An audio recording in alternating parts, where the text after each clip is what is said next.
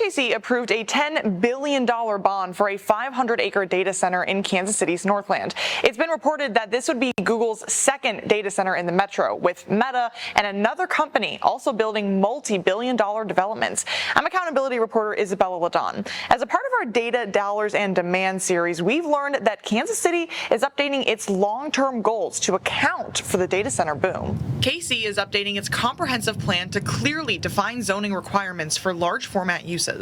Add comments, ask questions. City planners like Jennifer Reinhart want to hear Kansas Cityans' voices on data center zoning. We don't have a definition, we don't have regulations.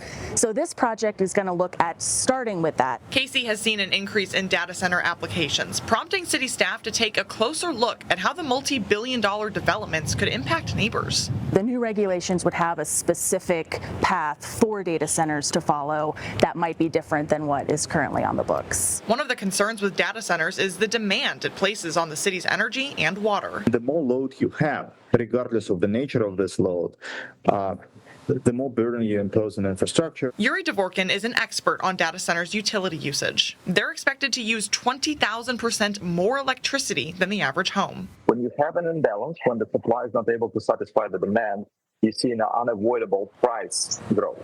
That's why the city wants neighbors to share their thoughts on what should go into data center zoning. It really sets the vision for the city in the next 20 years.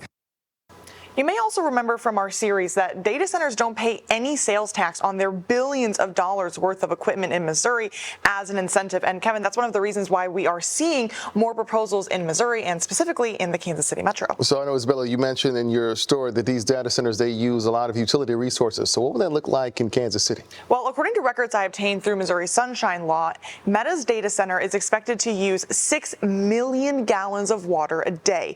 Now, to put that into perspective, a single-family home uses an average of 100 gallons a day. I sat down with one of the city's water engineers to talk about the impact data centers could have on water service and your bills at home. And Kevin, that is coming up in the next part of our series this week. All right, we look forward to that. Isabella, thank you.